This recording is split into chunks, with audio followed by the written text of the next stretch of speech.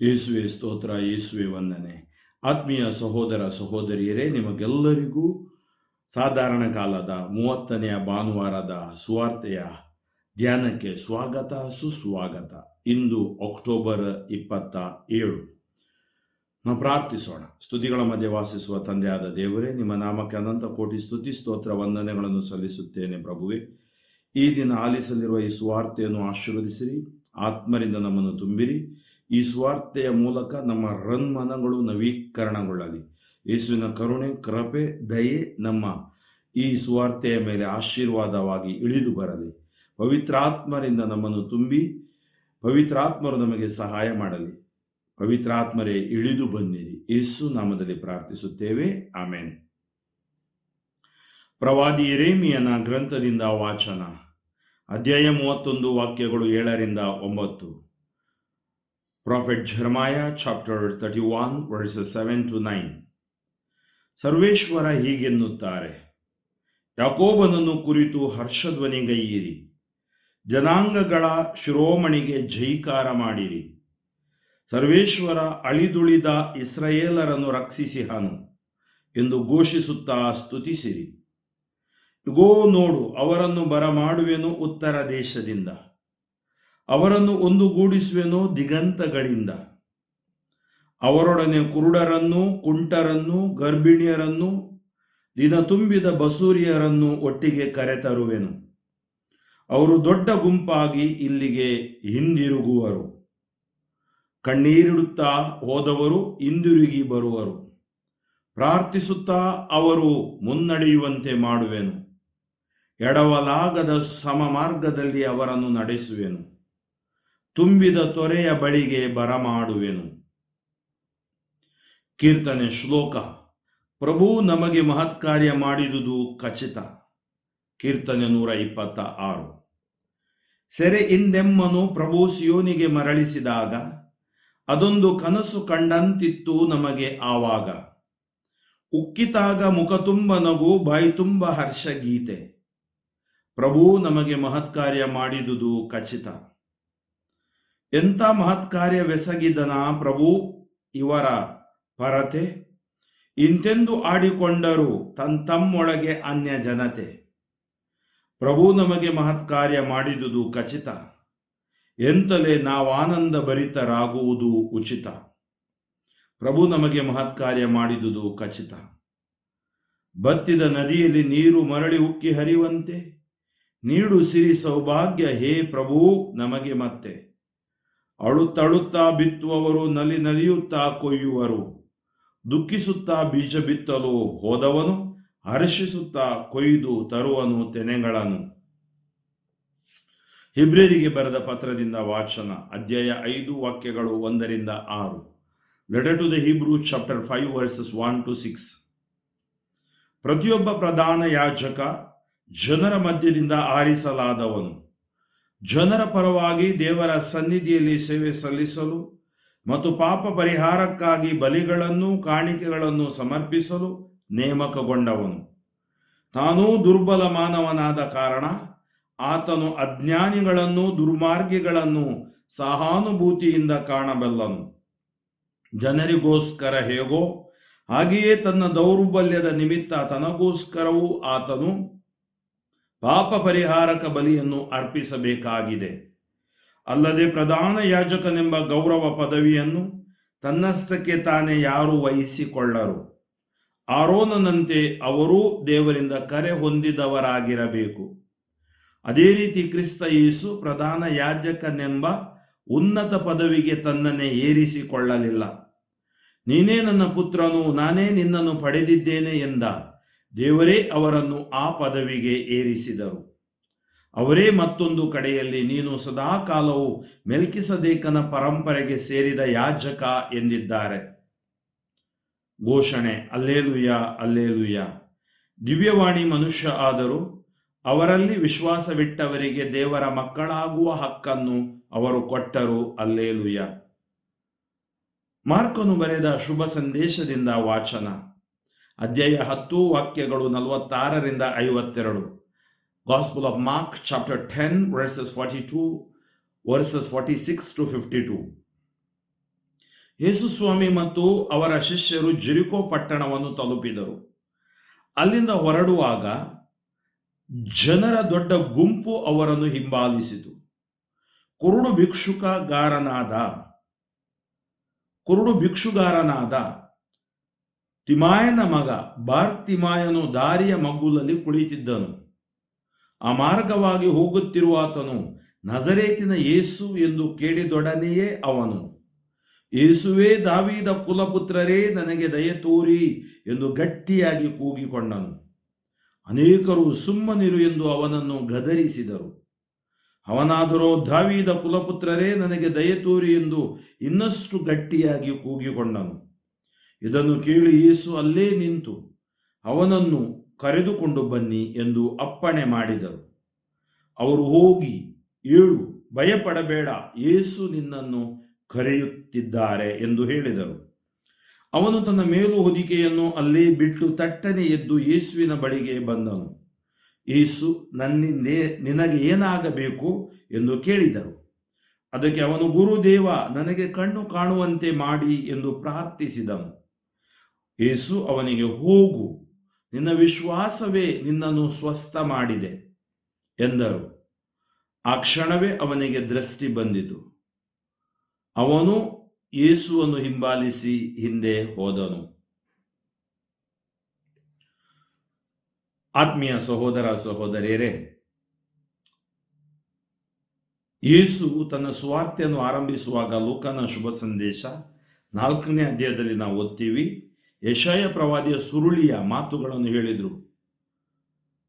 ಅಂಧರಿಗೆ ದೃಷ್ಟಿದಾನವನ್ನು ನೀಡಲು ದೇವರು ಎನ್ನನ್ನು ಅಭಿಷೇಕಿಸಿದ್ದಾರೆ. ದೇವರಾತ್ಮ ನನ್ನ ಮೇಲಿದೆ, ಅವರು ನನ್ನನ್ನು ಅಭಿಷೇಕಿಸಿದ್ದಾರೆ. ಅವರ ಅಭಿಷೇಕ ಬಿಡುಗಡೆಗಾಗಿ, ರಕ್ಷಣೆಗಾಗಿ. ಅದರಿಂದ ಇವತ್ತು ನಾವು ನೋಡ್ತೀವಿ, ನಮ್ಮ ದೇವರು ಬಿಡುಗಡೆಯ ದೇವರು, ರಕ್ಷಣೆಯ ದೇವರು, ಗುಣಪಡಿಸುವ ದೇವರು. ನಾವು ಅವರ ರಕ್ಷಣಾ ಯೋಜನೆಯಲ್ಲಿರುವುದೇ ನಮಗೆ ಸಿಕ್ಕ ದೊಡ್ಡ ಸೌಭಾಗ್ಯ.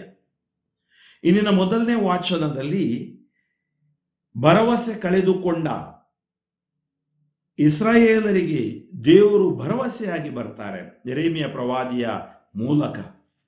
ನೋಡಿ, ಆ ಮಾತುಗಳು ಎಷ್ಟು ಸುಂದರವಾಗಿ ಹೇಳ್ತಾರೆ.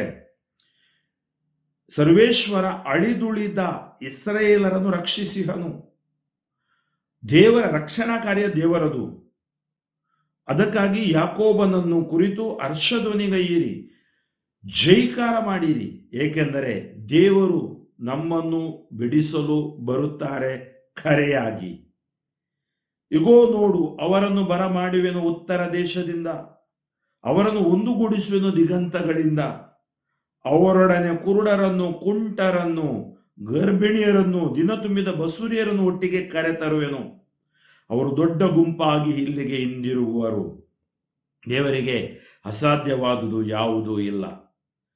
ಕಣ್ಣೀರಿಡುತ್ತಾ ಹೋದವರು ಹಿಂದಿರುಗಿ ಬರುವರು, ಪ್ರಾರ್ಥಿಸುತ್ತಾ ಅವರು ಮುನ್ನಡೆಯುವಂತೆ ಮಾಡುವೆನು. ಎಡವಲಾಗದ ಸಮ ಮಾರ್ಗದಲ್ಲಿ ಅವರನ್ನು ನಡೆಸುವೆನು, ತುಂಬಿದ ತೊರೆಯ ಬಳಿಗೆ ಬರಮಾಡುವೆನು. ಅಂದರೆ ದುಃಖದಲ್ಲಿರುವವರನ್ನು ಸಂತೈಸುವೆನು, ಹರ್ಷಾನಂದಗೊಳಿಸುವೆನು. ದೇವರಿಗೆ ಮಾತ್ರ ಆ ಶಕ್ತಿ ಇದೆ.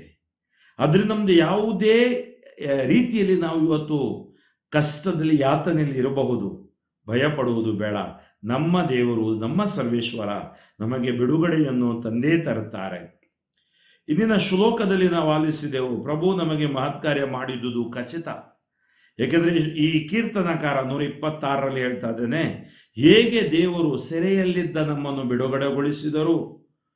ನಾವು ಯೋಚನೆ ಮಾಡಿದೊಂದು ಕನಸು ನನಸಾಗದು, ನನಸಾಗದ ಕನಸನ್ನು ನನಸಾಗಿ ಮಾಡುವ ಸರ್ವಶಕ್ತ ದೇವರಾಗಿದ್ದಾರೆ. ಆದ್ದರಿಂದ ಪ್ರಭು ಮಹತ್ಕಾರ್ಯಗಳನ್ನು ಎಸಗಿ ಅವರನ್ನು ಬಿಡುಗಡೆ ಮಾಡಿದರು. ಅನ್ಯ ಜನರೂ ಕೂಡ ಇದನ್ನು ಕಂಡರು, ಅವರೂ ಕೂಡ ದೇವರ ಶಕ್ತಿಯನ್ನು ಮನಗಂಡರು. ಕೆಲವು ಸರಿ ನಮಗೆ ಅನುಭವ ಆಗುತ್ತೆ, ನದಿ ಬತ್ತಿ ಹೋಗಿದೆ, ಜೀವನ ಬತ್ತಿ ಹೋಗಿದೆ, ಕುಂದಿ ಹೋಗಿದೆ. ಆದರೆ ದೇವರೇನು ಮಾಡ್ತಾರೆ, ಸಿರಿ ಸೌಭಾಗ್ಯವನ್ನು ಮತ್ತು ಉಕ್ಕಿ ಹರಿಯುವಂತೆ ನದಿಯನ್ನು ಮಾಡುತ್ತಾರೆ. ಅಳುತ್ತಾ ಬಿತ್ತುವವರು ನಲಿಯುತ್ತಾ ಕೊಯ್ಯುವರು, ದುಃಖಿಸುತ್ತಾ ಬೀಜ ಬಿತ್ತಲು ಹೋದವನು ಹರ್ಷಿಸುತ್ತಾ ಕೊಯ್ದು ತರುವನು ತೆನೆಗಳನ್ನು. ಅಂದರೆ ದೇವರಲ್ಲಿ ವಿಶ್ವಾಸವಿಟ್ಟವರಿಗೆ, ಭರವಸೆ ಇಟ್ಟವರಿಗೆ ಎಂದೂ ಸೋಲಾಗದು.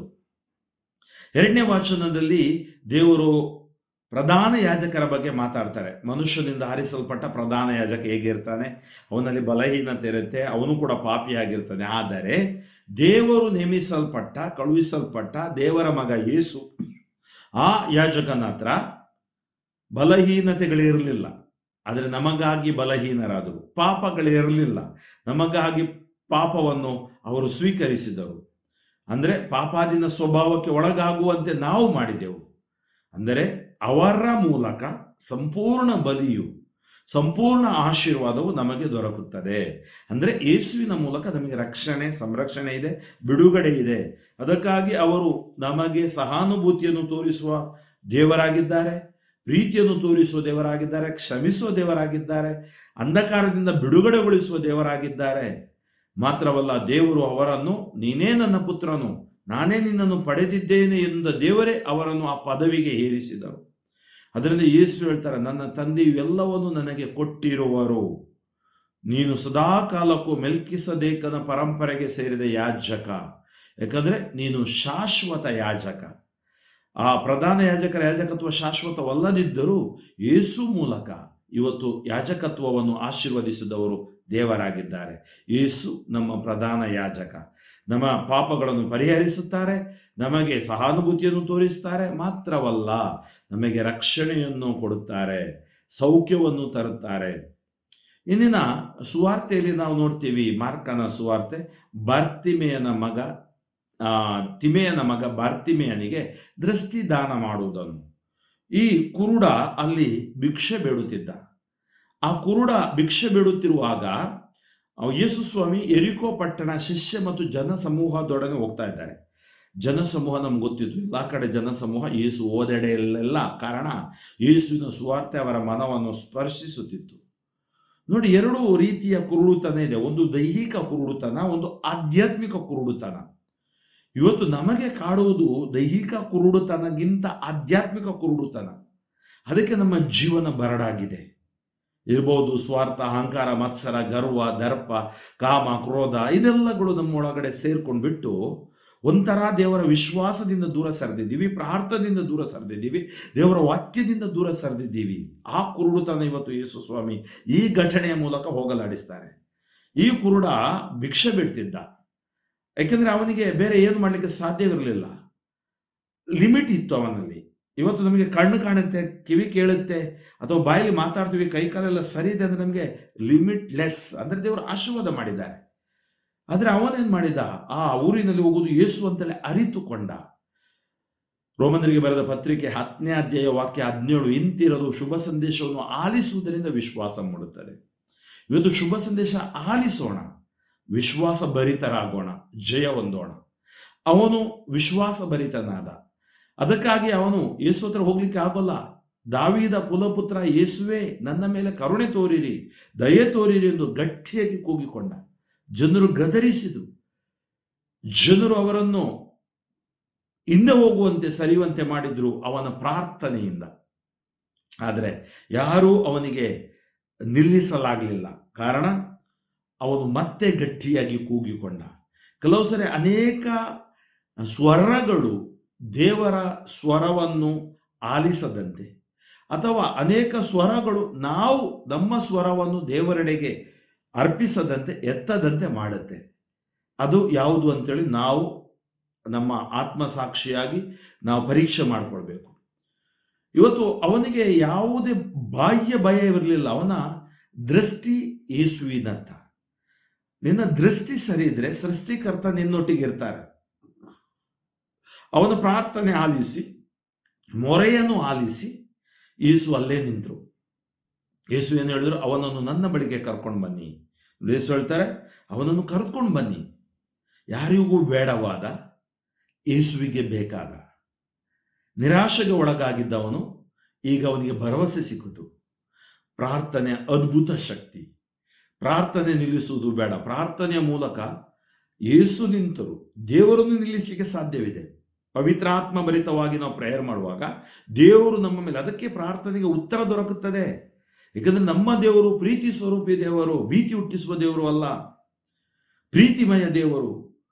ಯೇಸು ಸ್ವಾಮಿ ಅವನೇನ್ ಮಾಡ್ತಾನೆ, ಅವನ ಮೇಲು ಓದಿಕೆಯನ್ನು ಅಲ್ಲೇ ಬಿಟ್ಟು ಎಲ್ಲವನ್ನು ಬಿಟ್ಟು, ಹೇಗೆ ಶಿಷ್ಯರು ಎಲ್ಲವನ್ನು ಬಿಟ್ಟು ಯೇಸುವನ್ನು ಹಿಂಬಾಲಿಸ್ತಾರೆ, ಇವತ್ತು ಯೇಸುವಿನ ಬಳಿಗೆ ಬಂದ. ಯೇಸು ಕೇಳ್ತಾರೆ, ನನ್ನಿಂದ ನಿನಗೇನಾಗಬೇಕು? 38 ವರ್ಷ ಕುರಿ ಬಾಗಿನ ಬಳಿ ಇದ್ದಾತಗಳು, ನಿನಗೆ ಸೌಖ್ಯ ಹೊಂದಲು ಮನಸ್ಸಿದೆಯೇ? ನೋಡಿ, ಯೇಸುವಿಗೆ ಕಣ್ಣು ಕಾಣ್ತಿತ್ತು, ಅವನಿಗೆ ಕಣ್ಣು ಕಾಣ್ತಿರ್ಲಿಲ್ಲ. ಆದ್ರೂ ಯೇಸು ಕೇಳಿದ್ರು, ನನ್ನಿಂದ ಏನಾಗಬೇಕು? ಅವಾಗ ಆತ ಹೇಳಿದ, ಗುರುದೇವ ನನ್ನ ಕಣ್ಣು ಕಾಣುವಂತೆ ಮಾಡಿ ಎಂದು ಪ್ರಾರ್ಥಿಸಿದನು. ಯೇಸು ಹೇಳಿದ್ರು, ಹೋಗು, ನಿನ್ನ ವಿಶ್ವಾಸವೇ ನಿನ್ನನ್ನು ಸ್ವಸ್ಥ ಮಾಡಿದೆ. ನಿನ್ನ ವಿಶ್ವಾಸವೇ ನಿನ್ನನ್ನು ಸ್ವಸ್ಥ ಮಾಡಿದೆ. ಇವತ್ತು ಎಷ್ಟೋ ಧ್ಯಾನಕೂಟಗಳು ನಡೆಯಲಿ, ಹೀಲಿಂಗ್ ಪ್ರೇಯರ್ಸ್ಗಳು ನಡೆಯಲಿ, ಬಹಳ ಮುಖ್ಯ ವಿಶ್ವಾಸ.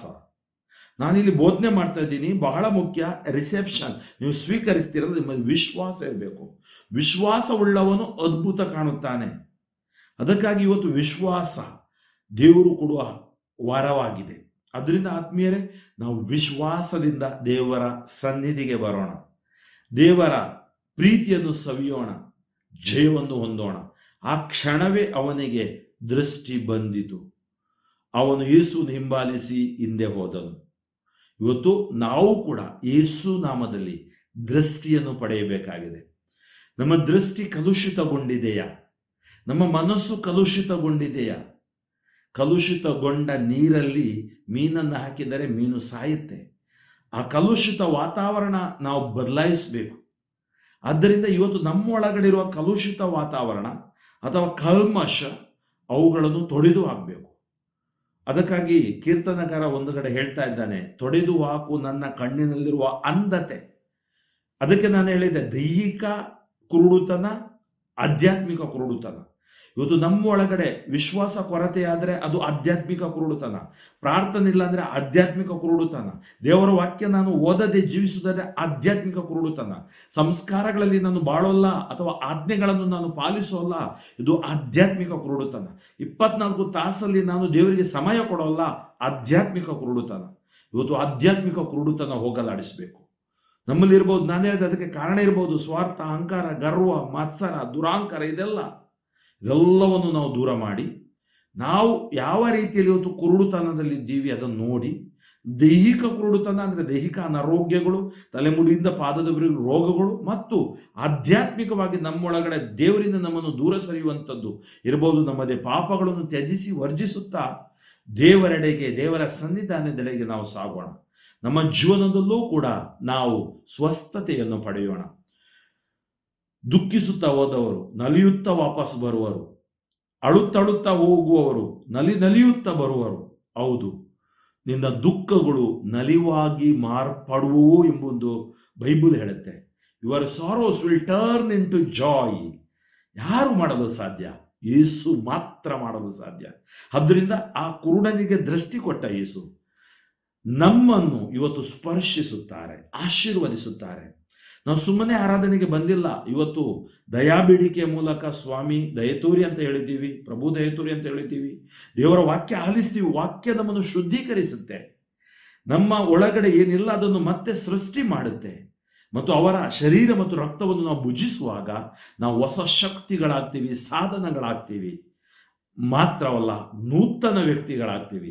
ಅಂತಹ ಶಕ್ತಿ ನಮಗೆ ಇಂದಿನ ಈ ಸುವಾರ್ತೆಯ ಮೂಲಕ ದೇವರು ದಯಪಾಲಿಸಲೆಂದು ಪ್ರಾರ್ಥಿಸೋಣ. ಸ್ತುತಿಗಳ ಮಧ್ಯೆ ವಾಸಿಸುವ ತಂದೆಯಾದ ದೇವರೇ, ನಿಮ್ಮ ಪುತ್ರ ಯೇಸು ಕ್ರಿಸ್ತರ ನಾಮದಲ್ಲಿ ಈ ಸುವಾರ್ತೆಯನ್ನು ಸಾರಿದ್ದೇನೆ. ಜೆರೆಮಿಯ ಪ್ರವಾದಿಯ ಗ್ರಂಥದಲ್ಲಿ, ಕೀರ್ತನೆಯಲ್ಲಿ ಮತ್ತು ಇಬ್ರಿಯರಿಗೆ ಬರೆದ ಆ ಪತ್ರದಲ್ಲಿ ಮತ್ತು ಮಾರ್ಕನ ಶುಭ ಸಂದೇಶದಲ್ಲಿ ಆಲಿಸಿದ ಈ ಸುವಾರ್ತೆ ನಮ್ಮನ್ನು ಶುದ್ಧೀಕರಿಸಲಿ. ನಮ್ಮ ಅರಿವಿಲ್ಲದ ಅರ್ಧ ಅರಿವಿನ ಅವಸ್ಥೆಗಳನ್ನು ಸರಿಪಡಿಸಲಿ. ದೇಹ, ಆತ್ಮ, ಮನಸ್ಸನ್ನು ಅಭಿಷೇಕಿಸಲಿ. ನಮ್ಮೊಳಗಡೆ ಇರುವ ಭಯ, ಭೀತಿಗಳು, ರೋಗ ರುಜಿನಗಳು, ಅಂಧಕಾರ ಶಕ್ತಿಗಳು ಯೇಸು ನಾಮದಲ್ಲಿ ಬಿಟ್ಟು ಸುಟ್ಟು ಬೂದಿಯಾಗಲಿ. ಈ ಸ್ವಾರ್ಥ ಆಲಿಸುವ ಮಕ್ಕಳಲ್ಲಿರುವ ಎಲ್ಲ ರೋಗ ರುಜಿನಗಳು ಬಿಟ್ಟು ಹೋಗಲಿ. 38 ವರ್ಷ ಕುರಿ ಬಾಗಿಲಿನ ಬಳಿ ಇದ್ದಾತನ್ನು ಮುಟ್ಟಿದ ನೀವು, ಸತ್ತ ಲಾಸನಿಗೆ ಜೀವ ಕೊಟ್ಟ ನೀವು, ಕುರುಡರಿಗೆ ದೃಷ್ಟಿದಾನ, ಕಿವುಡರಿಗೆ ಆಲಿಸುವ ಶಕ್ತಿ ಕೊಟ್ಟ ನಿಮ್ಮ ಸರ್ವ ಶಕ್ತ ನಾಮ, ವಾಕ್ಯ, ರಕ್ತ ಶಕ್ತಿಯಲ್ಲಿ ಅಭಿಷೇಕ ಇಳಿದು ಬರಲಿ.